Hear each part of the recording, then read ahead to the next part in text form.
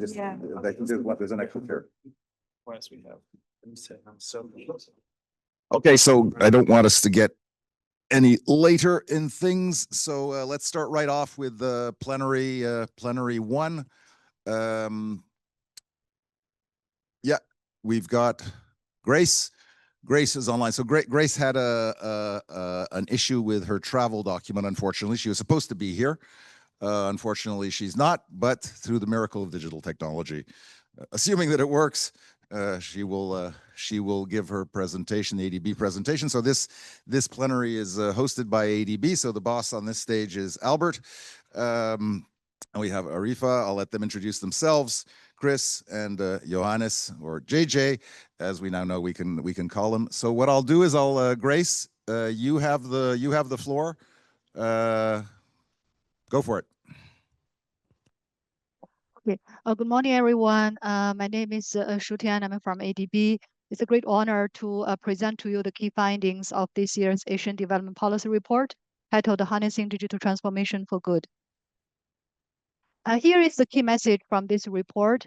In general, we see that rapid digital advancement create new opportunities for inclusive and sustainable development. However, this process needs careful management to avoid exacerbating inequality and undermining environmental sustainability.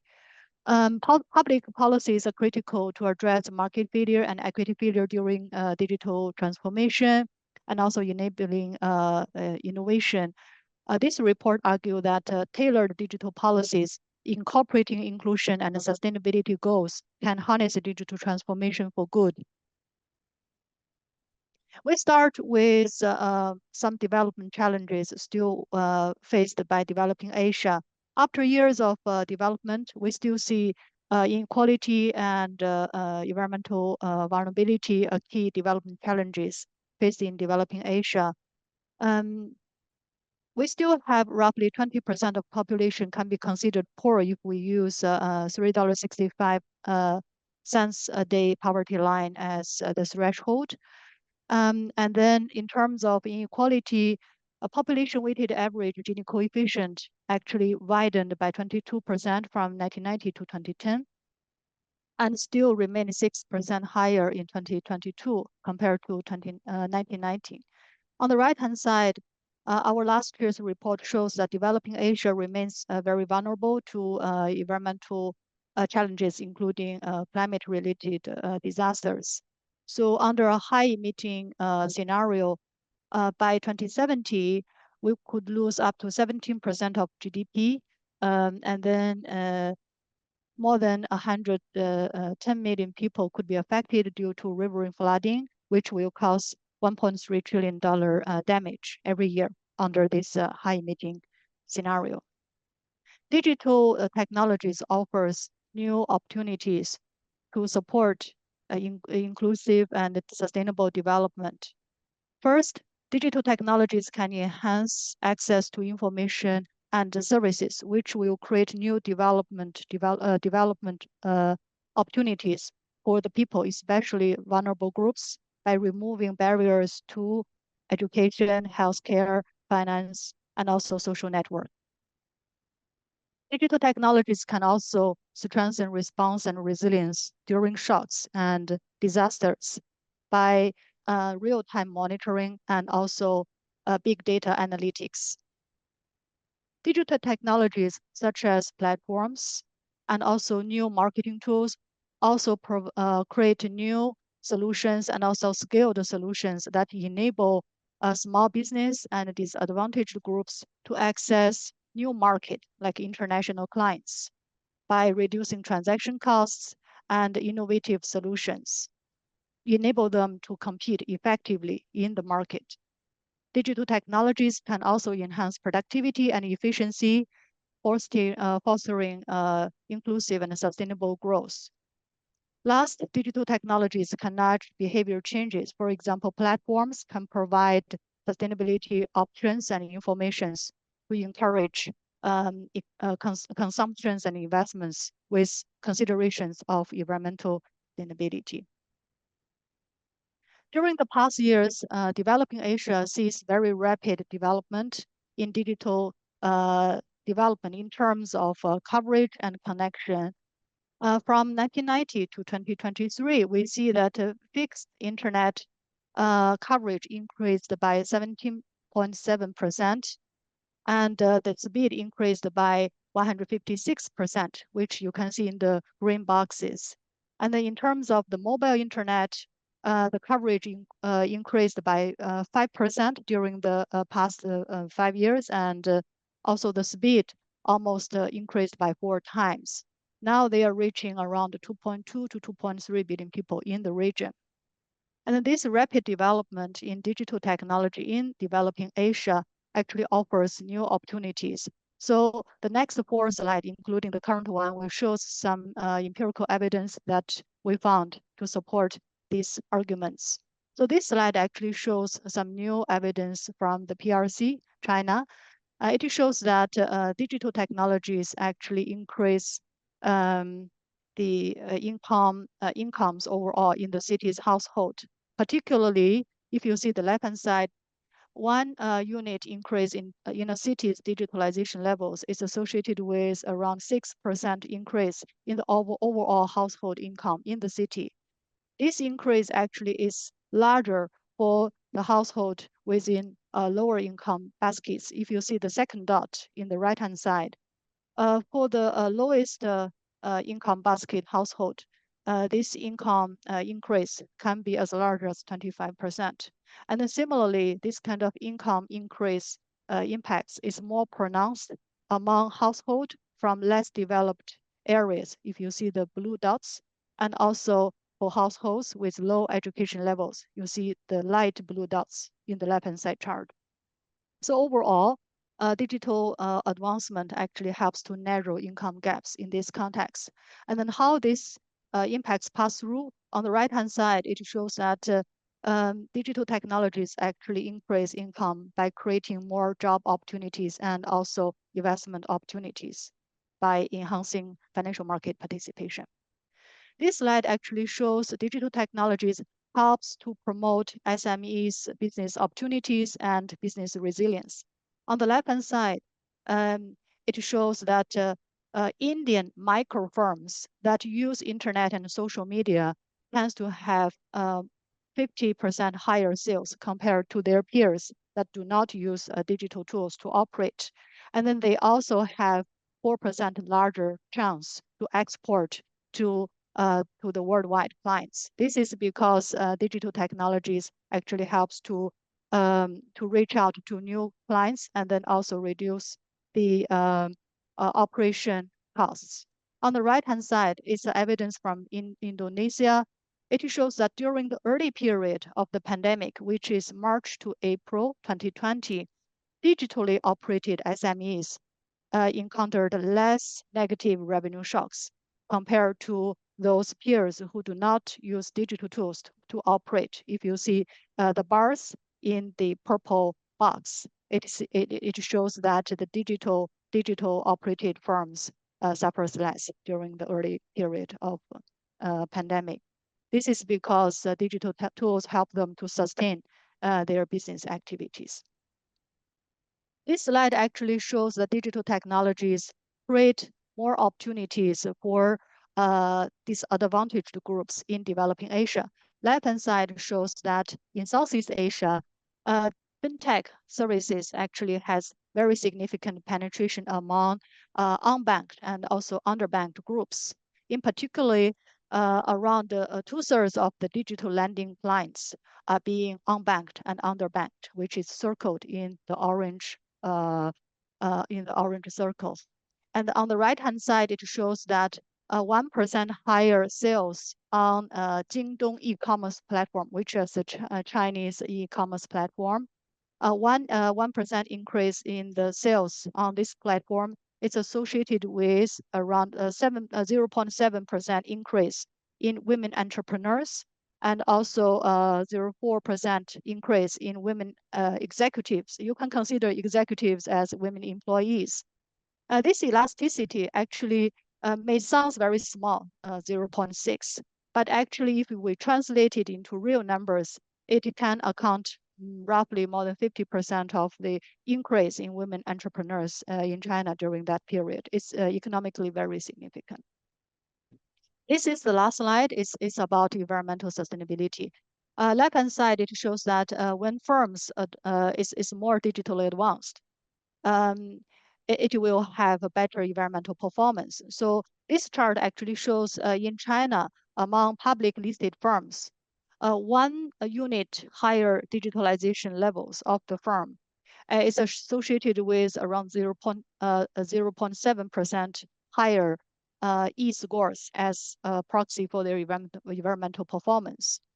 And this impacts is mostly come from strengthened green innovation, more transparency, and also greater ability to monitoring disasters.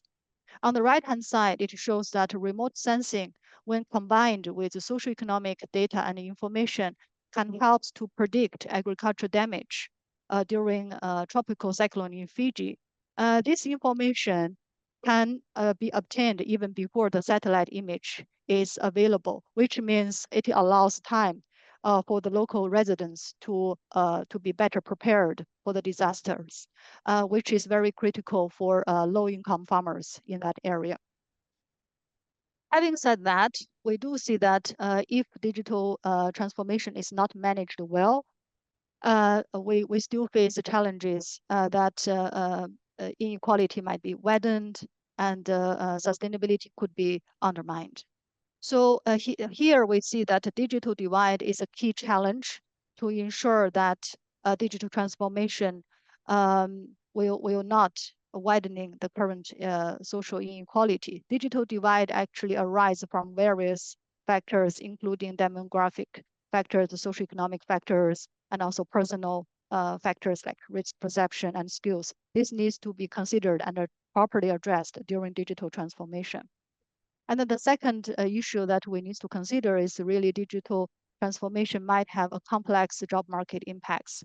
While automation may displace some jobs, it could also create jobs due to expanded production and also created new tasks, which will increase employment. However, the net impacts remains complex and could vary sector by sector, country by country. So the government also needs to consider carefully how to smoothly transit the job market impacts during rapid digital transformation. And then the third challenge is when the digital governance quality is weak, it could also hinder inequality. Especially we are mentioning here about the concerns over cybersecurity risk, data privacy, misinformation, something like deepfake, and also lack of market competition. For example, the dominance of large tech giants companies and also the dominance of large digital economies could also create these competition issues. And then these kind of concerns can erode the trust in digital transformation. This proportionally affect vulnerable groups and then potentially hinder digital transformation.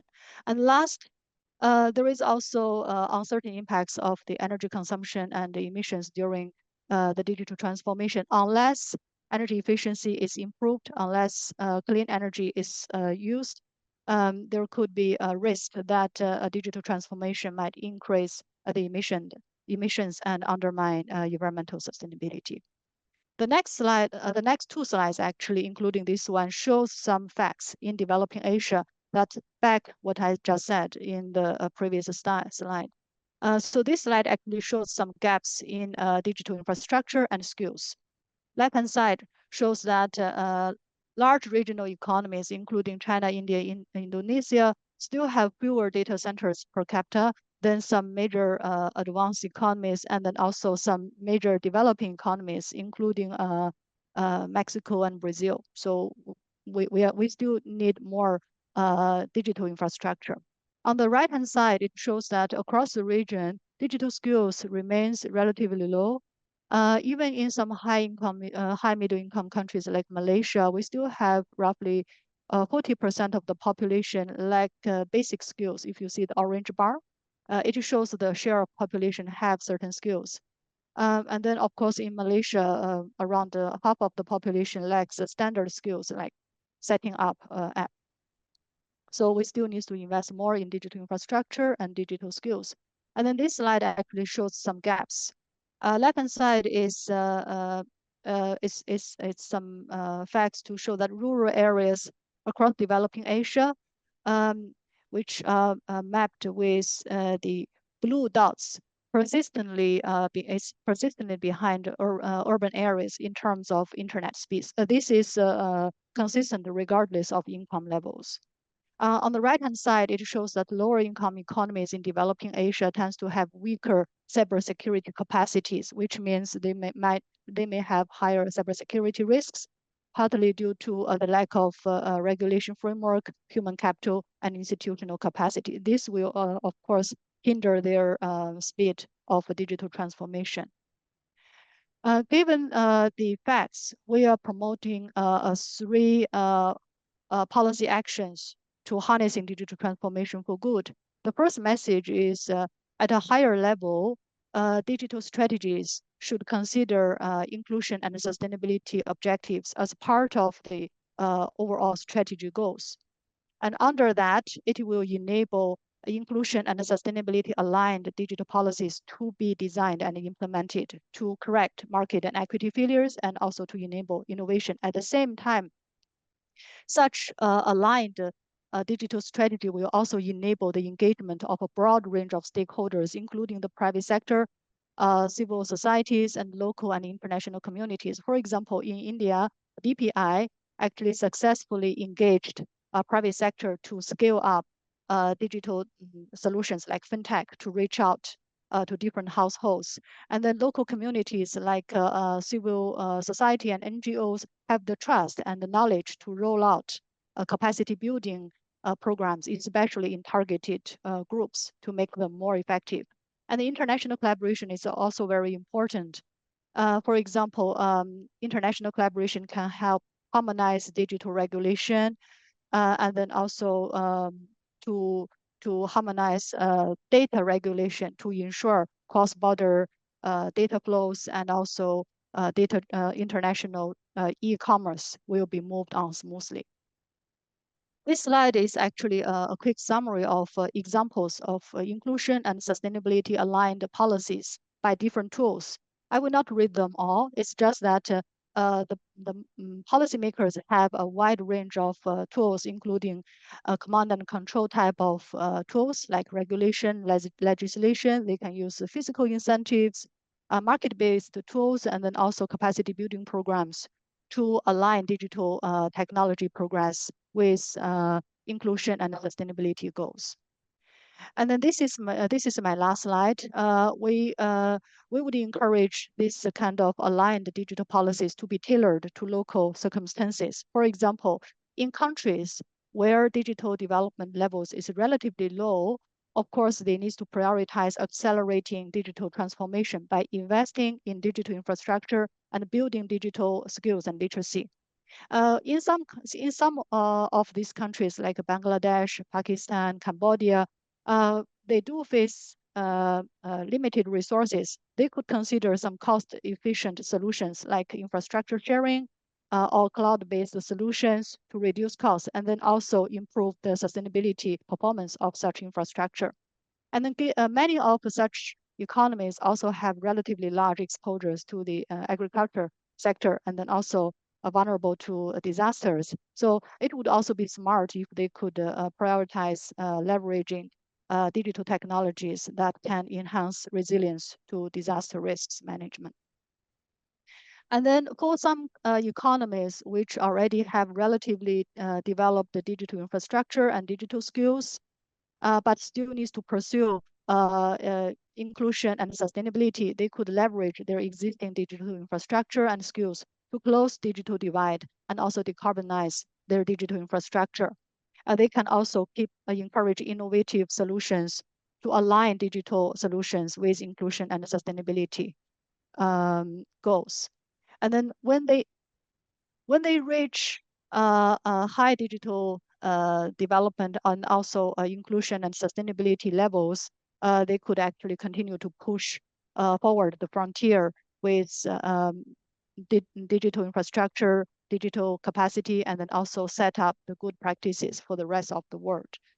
Overall, here is our message again. I will not read them. Overall, we try to argue that public intervention is important to fix the market and equity failures during digital transformation, and also to ensure digital transformation can serve a prosperous, inclusive, and resilient future. Thank you. Back to you. Stop sharing. Thank you, Grace.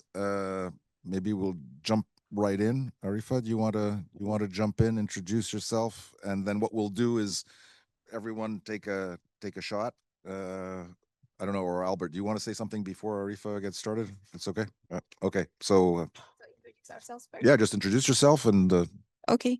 Hello, good morning, everyone. My name is Arifah. I am the Institute Director for Tech for Good Institute. We are a nonprofit research think tank. We are based in Southeast Asia. We do research on technology policy, digital economy, and digital society, bringing regional perspectives into Southeast Asian countries as well as to the global. So I'm Albert Park. I'm Chief Economist at Asian Development Bank, and we're very proud of this report and really happy to have this opportunity to present it to you. And we're also all about building connections and networks, and so this is really an opportunity for us to learn what everyone else is doing and hopefully work together in advancing an agenda, which now the Asian Development Bank also is putting very at the top priority. So in our kind of areas of renewed focus for our strategy 2030, we've identified 5 areas, and one is digital transformation, and we've created a new digital sector office to focus on digital sector investment projects. So we're going to be much more active in that space. And I gave a presentation about AI and ADB's role a few weeks ago in an event in Beijing, and to prepare for that, I asked all of our sector groups in ADB, what are you doing in AI? And all of them were very active, thinking about piloting the newest way to do things in education, health, agriculture. So this is such an active area for us that we really want to keep abreast of developments and understand what's going on. So very happy to be here. Thanks. Good morning, everyone. My name is Chris Hoffman. I'm the CEO of Humanity Link. Humanity Link creates digital infrastructure in the global majority, the global south, as some people call it, but in the global majority to assist them in being able to access digital services, whether that is payments, whether that is non-banked payments, so those being able to use stablecoin, or just relative communication to those that are there to service them. And so what I'll be talking about today is a bit more about building trust in the communities from the bottom up, whereas this is quite top down in terms of approaches. We look at how to bring the voice of, quote unquote, the voiceless back up. So being able to use both basic technology and smart technologies to allow communities to engage with their governments, to engage with the service providers, and be able to access services. So really happy to be here. Bonjour, ça marche? Oui, ça marche, très bien. Alors, mon nom c'est Johannes Jutting. Bon, je vais m'arrêter là avec mon français. So let me switch to English. So Johannes Jutting, I'm the director of an international organization that is called Paris 21, Partnership in Statistics for Development in the 21st Century, a long, long, long name. Basically, we are hosted at the OECD in Paris, and we support statistical offices, specifically in Global South, to produce and use data that leads hopefully to better lives. So more and better data for better lives. So what is the link to this topic? I think there is a very strong link that I will be talking about, the link between official statistics, quality data, as one of the determinants for inclusive transformation and for inclusive digitalization. So that will be my main points. Thank you. Okay, so the ground rules, well, the only ground rule that we really have is that we have a coffee break in exactly 55 minutes. And just be forewarned that you're the people standing between 150 people up there and their coffee. Okay, so we want to try to finish at 11. Apart from that, Arifah, ladies first, shall we? And is Grace still there? No, she's not. She's I guess. She's not there. Okay, well then, Albert, you're the ADB's. Right. Okay, so hang on, yeah. Okay, so firstly, I'd like to give a quick response to the report that was launched by ADB. Congratulations, Albert. It's a very impressive report. And I want to thank for ADB for actually highlighting the progress that is being made in Southeast Asia. And then maybe I just want to raise 3 points. One of it is actually on micro, small, medium enterprises. As you all may know, that in the region, the number of businesses in micro, small, and medium enterprises are actually quite large. It can be like around up to 90% of all businesses in each of the country in Southeast Asia. So the number is quite large, and they are also job creators. So a lot of the unserved, underbanked communities, they are actually being employed, or they are also entrepreneurs in there. I think during COVID, the digitalization of micro SMEs have been advanced really rapidly. So the pandemic actually helped to actually push the digitalization rate in Southeast Asia. And I do agree that with this the rapid advancement of digitalization in Southeast Asia, the MSMEs are also open to risk, various risks that they are potentially not aware of, right? So back then when we were teaching them how to onboard themselves from offline retail to online retail, it is just a matter of them trying to pivot their business from a physical store to an online store. But then now the challenges are more complex. Like how do they face, what do they need to do when they are faced with issues like scams and fraud? How do they verify that the customers that are making the orders are real customers? How do they take care of all the customer data that they have collected in the various e-commerce platforms that they are using to actually do their business, right? So that's number one. Number two, the e-commerce platforms in Southeast Asia, they have actually catalyze new models of work. The way people work have changed. They have created new types of jobs. So it's no longer the entrepreneur who are being digitalized and who are becoming an online entrepreneur as opposed to the traditional entrepreneurs. They are creating different kinds of jobs. So number one, the most obvious example is actually the live sellers, right? So if you use any of the e-commerce platform, the live sellers are actually people they can be considered as people in the informal sector because they are considered as freelance or gig workers, and then they are the ones who are actually online in their small room at home, or it could be like an actual office, but their job is actually to do the selling online. And these are like real careers that people actually they would want to participate in, and it has also enabled more women to be part of the workforce, although in the informal sector. It has enabled stay-at-home mothers to actually do live selling when they are working at home, and they are still able to take care of their children, and also enable people with disabilities to actually be participating in the digital economy. So that's number two. Number three, I think the report mentioned about innovation for inclusion. How do we come up with new innovation to ensure that inclusivity happens? I would like to also introduce that there's also inclusion for innovation. For example, how do the underserved communities can actually contribute to innovation? I would like to give an example about it's just a function of a super app in Southeast Asia. So in Southeast Asia, we have an app called Grab, which is very similar to Uber, but Grab has multiple functions. It's not just about e-hailing. There's also the retail. There's also e-wallets. There's also delivery services and things like that. And on Grab platform, there are so many drivers and riders because they send goods using motorcycles. The main problem that they were facing is that the maps that they use, like for example, Google Maps, are not detailed enough when they want to do the last mile delivery.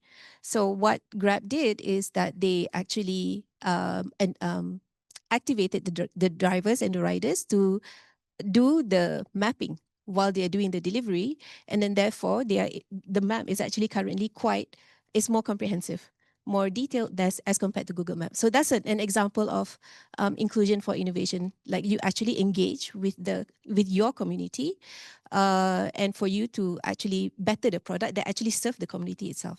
So that's my response to the report. Thank you.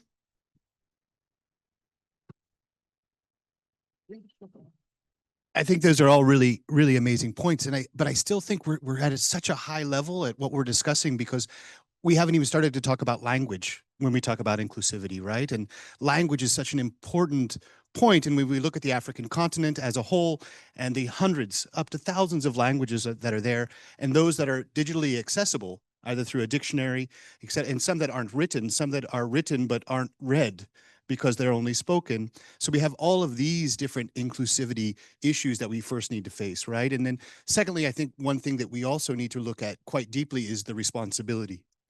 And that's just not the responsibility of the technology companies like myself that are coming in and helping to design tools that work in a lot of different situations, but it's the responsibility of the governments.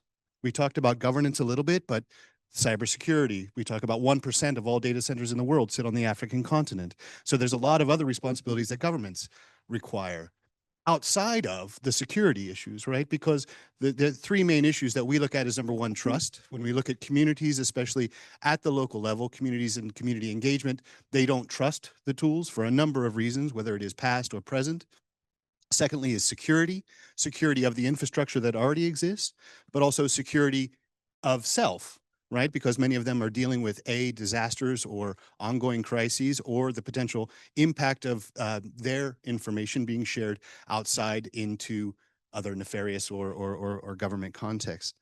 And I think the third piece is then we get into now finally the idea of maturity, right? So the digital maturity, financial maturity, and all those other things. And we yet forget that these cultures have been there for thousands of years and already have the indigenous knowledge that is required to be financially mature, but in their context. So the digital tools being brought down from the global north to the global majority are bringing the ideals of what is there by default being that those are better. Whereas instead, we keep talking about the ability to bring things up. So using indigenous knowledge, indigenous traditions, and potentially digitizing them, because then the ask is much less. They understand the process. Rotating labor organizations that have been around for thousands of years. How do we digitize those using the blockchain? How do we digitize those and pay those using stablecoin? How do we provide that barter and trade mechanism, but digitize it transparently, and then allow it to be able to give them access to fiat services, right? Being able to give them access to the opportunity to enter debt products, future insurance products, right? So I think that in many ways, we talk about Kenya many times when we look at the African continent, and we say, look, Kenya leapfrogged. No, Kenya innovated. And around mobile phone technology with M-Pesa and others, and we see the whole continent well beyond the United States, well beyond Europe, and its ability to use mobile payments. So I think that we need to take a different perspective. Asia in and of itself is very different from the African continent in the way that it's been able to mature, and the way that stability has been able to happen in many of the countries, albeit many are still, struggling with certain contexts. But I think that the South American continent is very different. We do a lot of work in Colombia, and we can see a lot of other influences that are very equitable to Asia with migrants, especially now with the current context in the United States with migrants returning and migrants wanting to go. So now we've got a very strange push and pull factor happening that we're trying to deal with and understand. But we're on our way, right? And I don't want to get into the AI discussion because it is just the discussion of the day, right? But I think we need to get into the idea of bottom up versus top down, indigenous knowledge systems and applications to digital tools, and then how to build the trust, how to build the security, and how to move forward in that way. Well, thank you so much. You just mentioned Nairobi. And actually, I start with a little anecdote. So I was just 2 weeks ago in Nairobi in Kenya because we hosted there a leadership training for national statistical offices, for senior management of national statistical offices on leadership skills. And we had 28 countries from the whole African continent and actually 2 countries from Central and Latin America. And one of the topics at the beginning was also about digitalization. It was about AI. and how many countries of those national statistical offices use those forms. And I was really surprised that the large majority didn't use or didn't raise their hand when we were asking the question, are you already engaging in these conversations? And in reality, we often think about, as the question was about connectivity, is it about connectivity? Yes, of course, it's also about connectivity. But I think the other point, and I think it was also mentioned in your study, is about something else. It's about infrastructure at large, but also about capacity and skills and the ability to change. Guess what happens? If you run a statistical office and if you change to more digitalization services, if you change using more geospatial data, if you digitize and link up to administrative data, civil registration and vital statistics, you would slightly either upskill your workforce or you would have to let them go and find new people on the market. So I think that's something, it's not often we think it's about inclusive transformation, digital transformation is a technical issue, but in reality, it's often a change management issue, it's a capacity development issue, it's a skills issue, it's a political will issue. And I think that's the first point I wanted to say. Another point I believe is very important, and that's what I observe, is often we have in our minds, when we talk about digital divide and data divide, we have the global north and the global south, right? I mean, in our minds, that's often weird in this way. In reality, what I observe, we only work exclusively nearly with the global south. What I see is a divide in the global south. We have countries like Rwanda, Kenya, Philippines, Colombia, and many more who are even advanced of many OECD countries. I can tell you the Colombian statistical offices, without shaming our OECD ones, in many instances, they are far ahead of some of the OECD countries. What I can see, though, we have then within the global south countries like Mali, Niger, then also the small island development states that are really, really struggling, and they are completely left behind. So that would be also a question for Albert, for me, with respect to your report. How do you deal with, it's all nice to say, globally speaking, on average, we move ahead, but what do we do with those who are really left behind within the global south, of those who are either not connected, who have not the capacity and skill set and means to do it? And then the other question is, within a given country, and that's my last point, is the reflection on the data divide. Look, I mean, it will be astonishing for you if you look at the state of development data today. You will be astonished of how many core data gaps we have. We still don't know in many countries how many people are born. We still don't know how many people live in a country, but then we run fancy regression models using those data, believing we know the numbers of the inhabitants, which we don't know, really. We often don't know. So if that is then the core of driving digital transformation, why don't we start with the basics? And with the basics is often quality data. The data value chain starts from production, analysis to use and impact. And I think we have lots of things to do here in this field to connect data, quality data, with the digital transformation. Thank you. Before I hand it back to Albert, just two points. So the first thing, which I was alluding to in my introductory remarks, is a lot of the digital transformation going on in the global south is actually technology which is coming from the global south. So when you look at DPI, I mean, the whole damn acronym is that is not a global north acronym. That's an Indian acronym. Okay, so here we have Indian imperialism in terms of technology, and thank God it works, right? And I mean, again, I'm just showing my age, but sort of like it would be, you know, back in the when the earth was still cooling and the dinosaurs roamed the earth, people talked about appropriate technology. And in some sense, this is appropriate technology if we go back to those things. The second thing is, what are we actually measuring when we're talking about inclusiveness? So let me tell you the story about the mother of one of my friends here. Okay, so we're in the People's Republic of France. Okay, so OECD country for the time being. So she had to send some documents to Sécurité Sociale. Okay, and so it said on the Sécurité Sociale website, it said, well, you can print out these documents and then you scan them and then you turn them into a PDF and then you upload them to get your reimbursement. Okay, so she had received via email from her hospital a PDF. What did she proceed to do?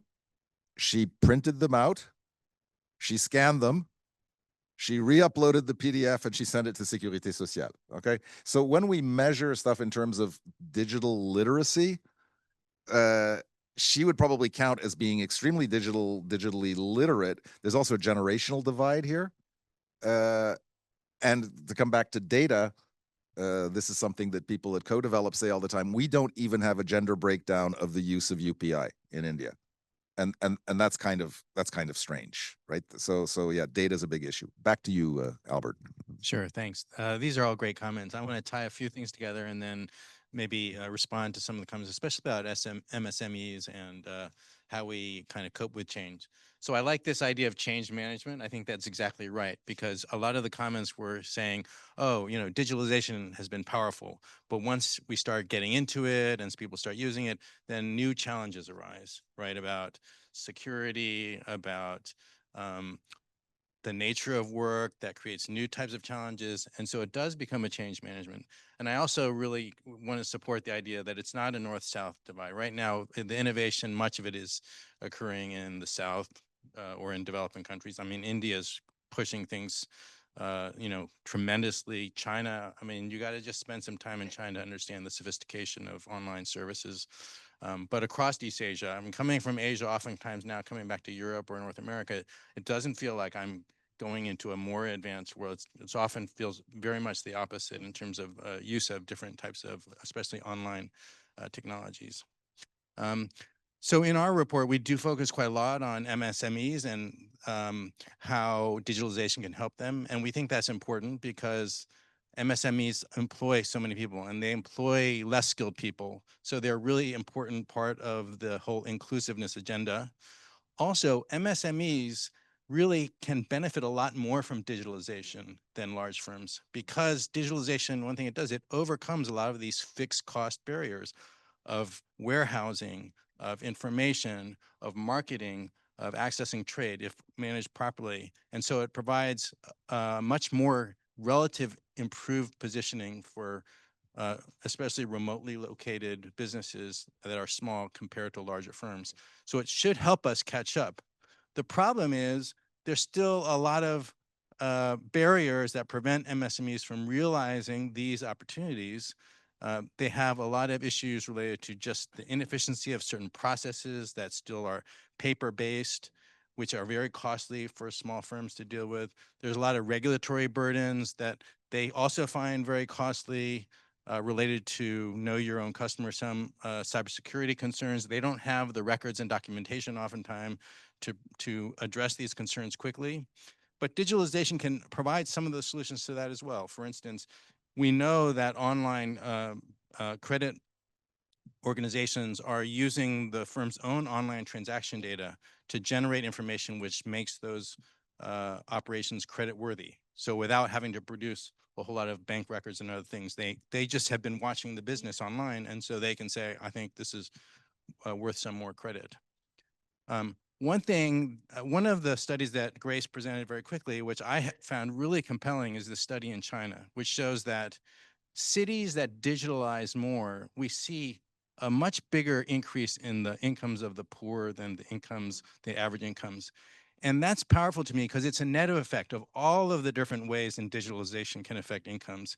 And I think, of course, e-commerce is a key role, and financial access is the other key role that are really making digitalization a powerful force for inclusion. So we have to kind of ride this wave and make it as inclusive as we can, and there are opportunities.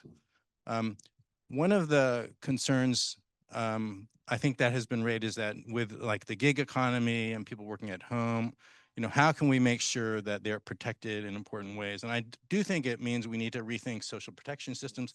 We spend a lot of time trying to think about the gig economy and what are the right policies to support security for people like that. I personally think that in such situations, the government really does need to step up with many more public social insurance and protection programs. I don't think the best solution is to have these provided by employers. It's better for there to be different universal types of coverage schemes, which is the only way you're going to get broad coverage in many developing countries where the informal economy is so large. You know, having employers do it is good for formal firms, but it's not good for having broad social protection in the country. And the last thing you said is, I think, also I think important is to think about how can we make sure these technologies are being beneficial and not harmful. And you know, Darren Acemoglu, whenever he talks about technology change and how it's affecting workers, we had him come out to Manila and talk to us, and he made a very strong point. He said governments cannot just assume this technology is exogenous to their own efforts, that it's going to do what it does. I think governments need to be proactive in thinking about how can we push technology in a direction that's going to be socially impactful. How can we make AI more human augmenting and productivity augmenting, not technologies that substitute jobs? How can we, in general, support more socially impactful digital innovation? And I think, you know, there are ways to do that. Obviously, you can provide public, I think with AI especially, it's going to be important to have public data access so that companies that have the data aren't so privileged relative to smaller new competitors. Also, we can have innovation incubators that provide cheap computing power for new AI startups and help them get a leg up. You can have direct types of subsidies or other encouragements or equity investments that try to identify companies that are doing something that you see, oh, that could be very socially impactful if they can perfect this and scale these things up. And I'm sure we'll be hearing about many of such applications in our event today. So let me stop there. Thanks. Can I say something? I mean, I think it's really not ironical, but that we're sitting together with many education institutions and we're not actually talking about education. Because when we look at universities today and we look at students that are taking bachelor's degrees, how many of them are actually getting the digital maturity understanding that they require to go in and create new businesses, right? Number one. Number two, at the primary education level, how many children are getting access to actually even start to take that journey? We learned, I was with the UN and with NGOs for more than 20 years. And what we found was by teaching the children about what we wanted the parents to know, it was 10 times more effective than teaching the parents. Because the parents are stuck in their old ways, right? They're stuck in doing things the same way. But if the kid is coming home and saying, Dad or Mom, you should be doing it this way. Dad, don't talk to Mom like that. Mom, don't do that, right? So these ideas of primary education and education ministries of education taking the lead for the future of this, I think has been a very quiet discussion, very mooted discussion, back to your point, right? Which is all the systems are there, the curriculums are there. It's going to be really tough to rewrite the curriculum for the whole country and start to bring in digital tools, et cetera, when GIGA is trying to bring in connectivity in every school, but the schools don't have a digital curriculum to follow it. So I think that we need to be thinking about our baselines around social protection, social inclusion, our baselines around education, universities creating degrees that can bring students out into the fore and be able to design these tools. And if you look at, you know, the tech bros, as they call them, right, and all this, and they're all saying, well, I dropped out of college. I didn't need college because I had the education of learning how to code and do these things prior to it. But you're not hearing that in all corners, right? You're hearing that in certain corners of the world. Not that I'm advocating at all for anybody to drop out of college. But what I am saying is that there was an education baseline that took them to another level above. And there was an access to digital public infrastructure that took them to a level above. And so I think that if we start to focus more on the degrees that we're offering or the inclusion of technology into the degrees that we're offering, as well as the primary and secondary level education in digital technologies, we're going to see the step change in 2 to 3 decades. I would just like to actually respond to what Johannes was saying about data disparity, maybe, I guess, between the data at the public sector versus data at the private sector, for example, about, you know, the whether the data that the government has are actually real data, or how do you verify it, and, you know, and I think this is a long-standing issue, right? Because the governments are like this huge machinery that, you know, it's very difficult to do innovation in the public sector. About 10 years ago, my first stint at a government agency is to actually do digital government transformation, and it's really, really tough because the advancements of technology is so rapid, but the way the governments are doing things are still analog, right? So everything is still paper-based, everything is still very, there's a lot of red tapes. It takes years to get an act to be revised to actually fit the current need, the current and future need of any sectors. I was involved in the revision of Malaysia's Tourism Act last year. That work, the reviewing process has been going around for 10 years. This is Malaysia, right? So one of the top leading economies in Southeast Asia. So that's Malaysia. So only this year is going to be tabled into the parliament for cabinet reading and for approval. So even then, it will take another 2 years for it to be gazetted and be in force. So that is actually the major problem, the integration or interoperability even between the private sector and the public sector.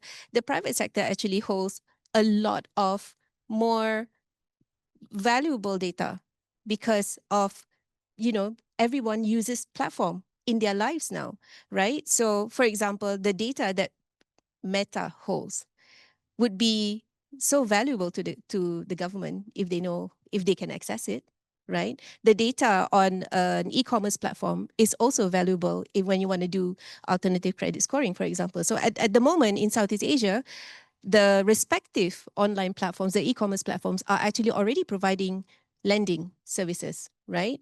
They are already providing loans to their merchants who are online. They are already providing loans to the drivers of the e-hailing who are on the platform. But they are confined to their own ecosystem and it can't be shared. So how do we, as global organizations, as the government, how do you enable this interoperability so that this alternative credit scoring to serve the underbanked, underserved can be, and expanded and not just confined to the specific ecosystem of the specific private sector? Yeah. Can I just, so on that train of thought, in our world of official statistics data, that's exactly what the conversation today is. And if you go to the Statistical Commission in New York, where all the countries come and share their expertise and whatnot, there is first of all, there is recognition of the problem. That's already good. Second, there is a lot of talk now, what we would say data stewardship. I think modern statistical office would see more themselves as a data steward than being the only one who's the guardian of the truth. Because for all the good reasons you just mentioned, there are different data providers now. We have the private sector, but we have also increasingly civil society organization and whatnot. So it's more than to have an institution that is the data steward that can guarantee some sort of quality control for that data. So in that sense, things are developing. I think I wanted to also connect both to the local stuff. I think, and that's maybe then also a question for Albert.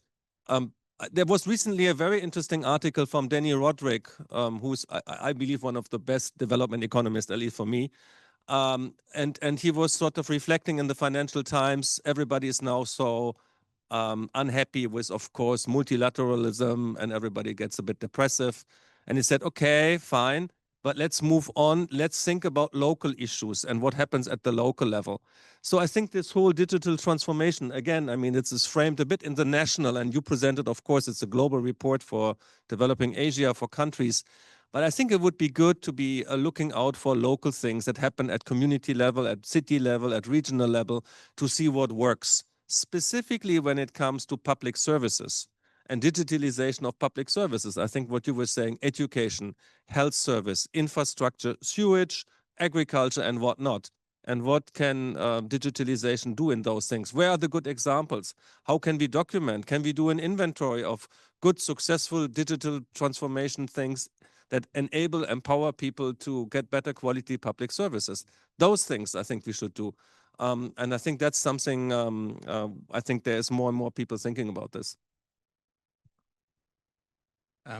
Yeah, I want to jump in on this challenge about education systems, preparing students for the future. And there are some positive examples. In fact, the university I'm on leave from, I've been a professor my whole life. Hong Kong University of Science and Technology 5 years ago started dual degree programs in AI plus, meaning you could get a degree in AI plus economics, AI plus marketing, AI plus biology. It became an option because the university had foreseen this as an area of increasing demand. And now, one thing that has happened in China, one thing that's happened in China since DeepSeek is that there's just been an explosion of adoption and interest in China. And I have a former student of mine who's now a professor at Renmin University, People's University in Beijing. And she told me she's teaching a development class. And she said, oh, the university is telling me I have to use AI in my teaching. And so, and they're also now doing AI plus majors in Renmin University. And they said the university has hired a consulting firm to work with professors to figure out ways to use AI and how they teach students, regardless of the topic, because they want to build this capacity of students. And so I think, you know, some people are on the ball on this stuff or are thinking forward and preparing. And I'm sure we will, you know, see more of that going forward. Your comments were so interesting about how data, how can we think about sharing data, public, private, and the difficulty in public. You know, there's always difficulty in public institution reform, but it's still so important to keep pushing on those margins. So we do a lot of support also for statistical agencies for countries in the region. And some of them are really doing quite well in trying to integrate data across departments and to use new types of big data to improve some of their functions. So we've worked with some agriculture departments to use drones and satellites to do better crop yield maps using, you know, more advanced and big data, et cetera. So that's a slow process, but there's really so much demand for doing that. And I think we have to keep moving forward. It is a sensitive issue for countries like the Philippines that don't have their own data centers, right? Or small countries, because then they don't have, I mean, their data is existing in someone else's country. So there's all these data security issues, and it's not really clear how to balance those interests. I have talked to a colleague who works for, you know, Amazon Web Services, and I said, how can Amazon guarantee that some government's not going to come into the data servers in their country and demand access to the data? And Amazon's, and she said, well, no one can get into that. Even Amazon can't get into the data the way it's set up. So not a problem. But but how can they verify that their data is there even? So there's just so many difficult questions about security from a national security level, but then business proprietary level. But, you know, more freedom of data flows is really going to be important to advance social objectives. And so I think there needs to be better understandings.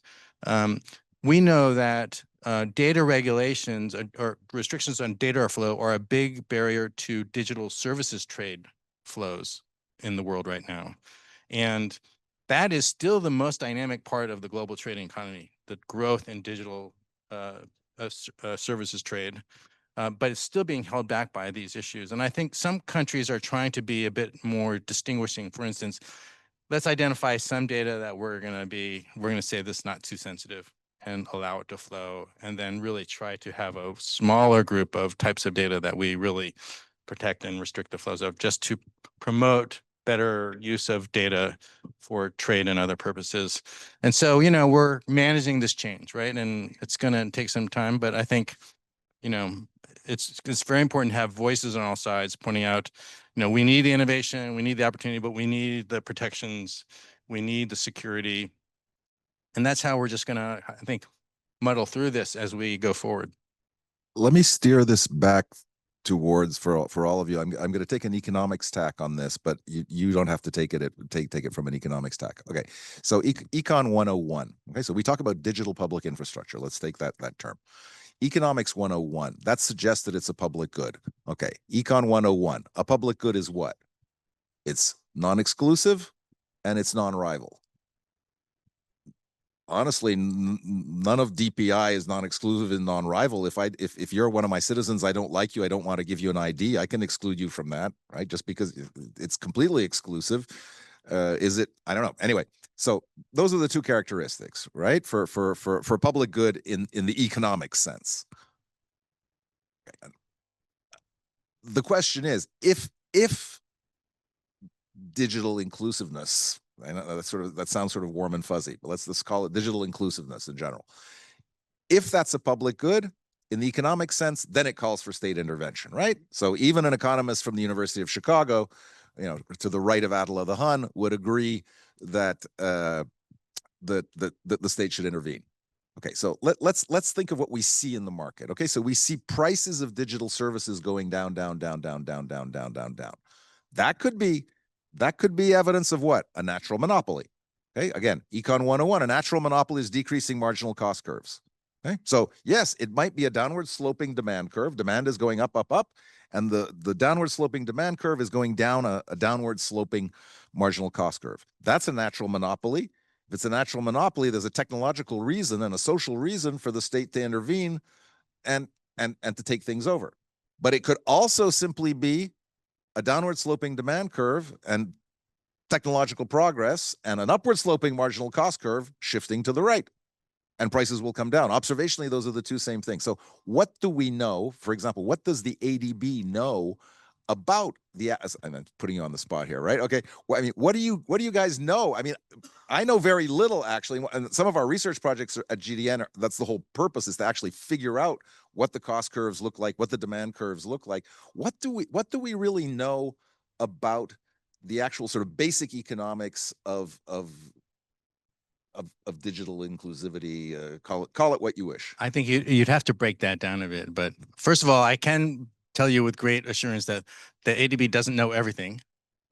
But I think for a lot of digital infrastructure, we don't view it as a public good, in the sense that private companies will certainly be happy to build that infrastructure, charge customers, and make money.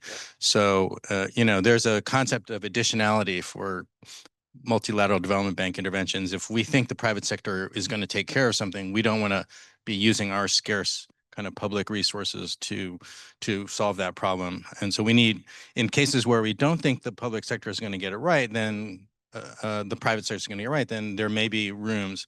And so one thing you see for just like submarine lines or connectivity, the basic infrastructure of connectivity, is that a lot of it is funded by the private sector, by private telecom companies.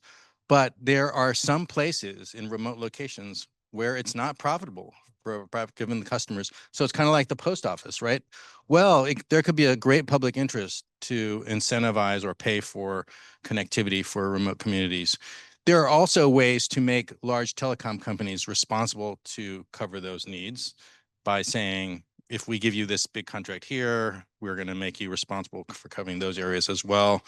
You can, so there's different ways to accomplish this using public policy, but at the end, you can also just have the government pay for that. And I think that's perfectly fine. And I think MDBs are supporting and helping to co-finance those types of things. But I think you need to pick your spots. I mean, the other thing about competition, I mean, we do a lot of work with competition policy agencies as well, trying to support their ability to make judgments. And platform economics is actually quite complicated. It takes quite sophisticated analysis to see the competition issues clearly and to prove them, which is why it's been challenging.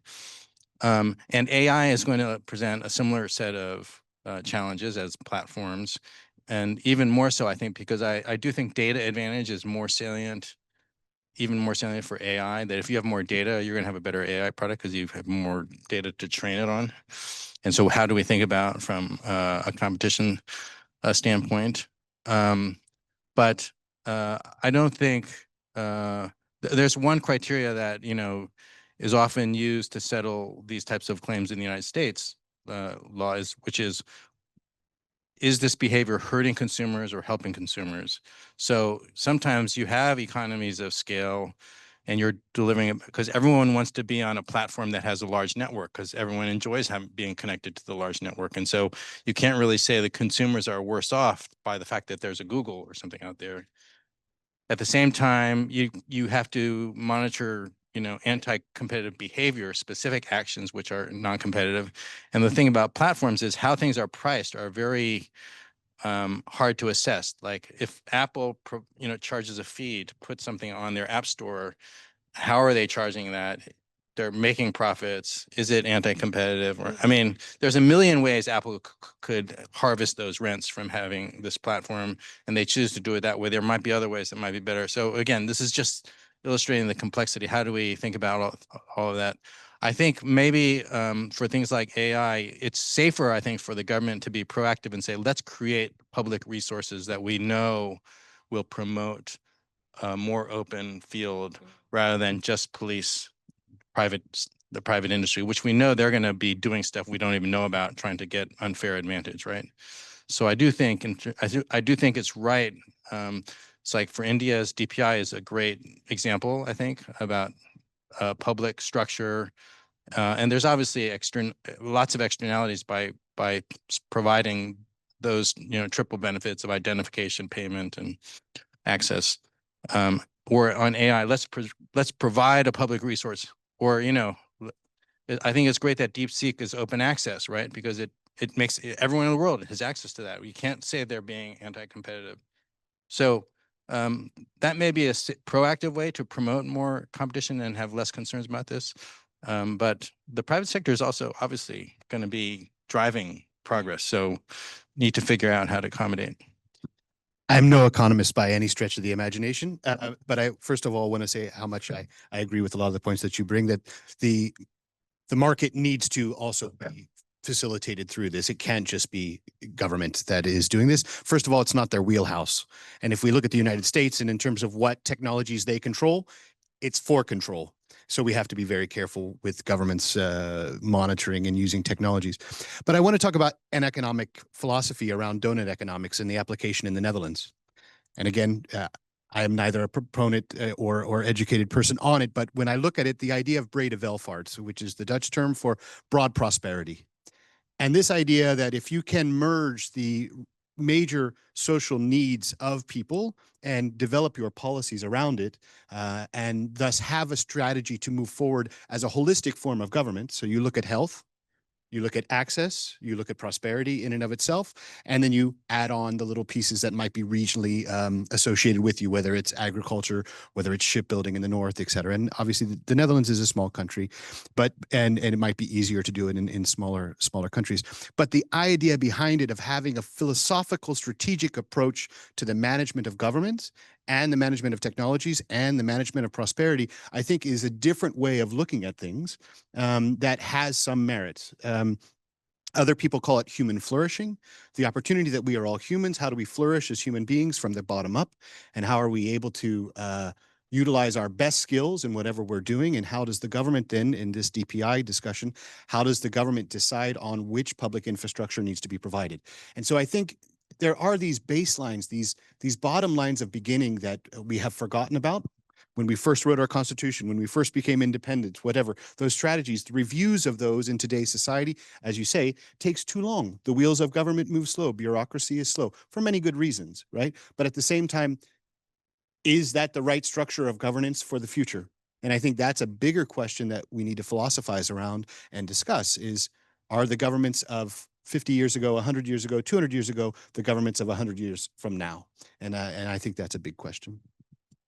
Let me just add on to Chris's point about whether how do governments move forward to make so that they can be a bit more faster in terms of updating regulations and acts and whatnot.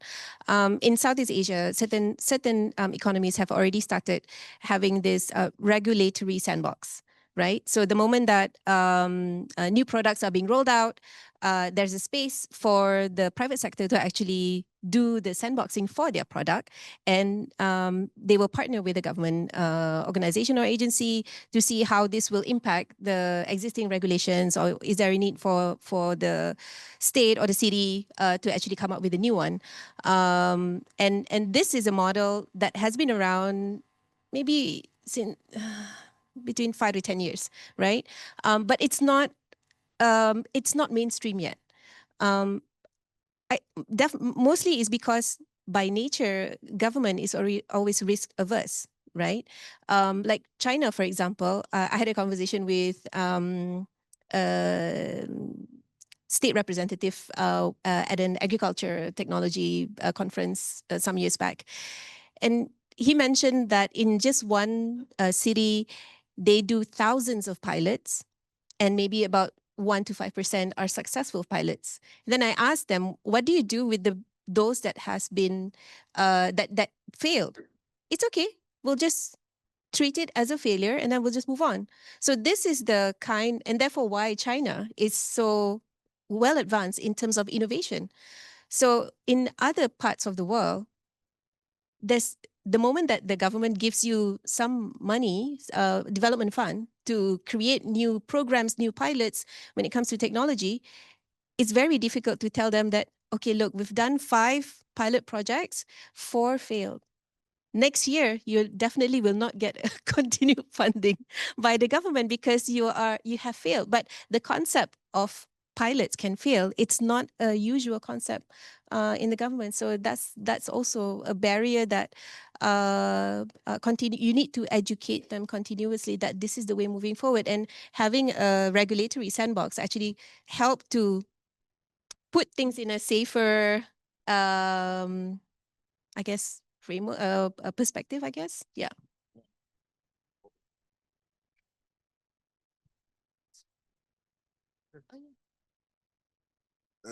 Let's open it up to the audience. If you have questions, please keep it brief. Introduce yourself and keep it brief. We have the hard stop at 11.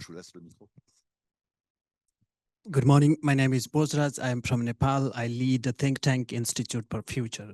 I very much like the point in relation to divide in the global south, and how can we work to mitigate that? Because I think that's very relevant going forward.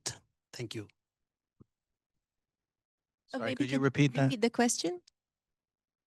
Yeah, there was a point from the gentleman in terms of divide in the global south. Some countries doing excellent and some being behind.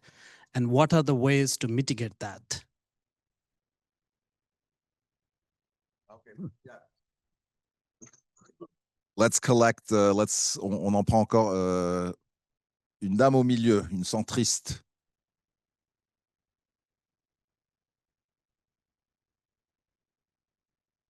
C'est juste pour faire bosser les volontaires. Merci. A very good morning. This is Nidhi and I'm from India. I'm a PhD researcher, and this discussion is especially very much in my context because my research is focused at DPI for public service delivery. So as part of my research, I've been speaking with public service delivery agents in my state, in my region. And so they're called e-mitras, or electronic representatives. And what they essentially do is that they interact with the citizens and they actually deliver the policies, that sits on DPI, and they deliver that policy, the services to the people. So that is where they're coming from. So the conversation so far has been that a lot of policies that are being made essentially in the space of DPI, they're made from a perspective of what the policymakers think is best for the citizens. But what the feedback that we've been getting from them is that that is a lot of imposition by nature, and it's maybe solving some problems, but a lot of new problems are getting created. So my question is, how should we go about including more and more stakeholders, more and more people who actually interact with citizens on a primary basis? How can we include those in the conversation? Thank you. Thank you very much. I don't know.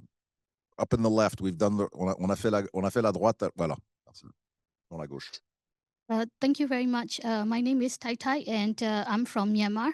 I used to lead one of the first ICT for Development organization in Myanmar, but that was my past life, and now I'm in a different head. So I just wanted to raise a comment about while Myanmar used to be a poster child, for digital transformation in the region. So it actually checked all the box where a lot of digital development agencies flocked in because we were the last frontier for internet and mobile in the world, and we are also in a patriarchal society where women who will have access to phone and internet will be providing to more gender equality and things like that. So a lot of development actors flocked into the country, and we were actually experiencing a lot of digital transformation rapid in the governance sector, in the economics, and also in the society as well.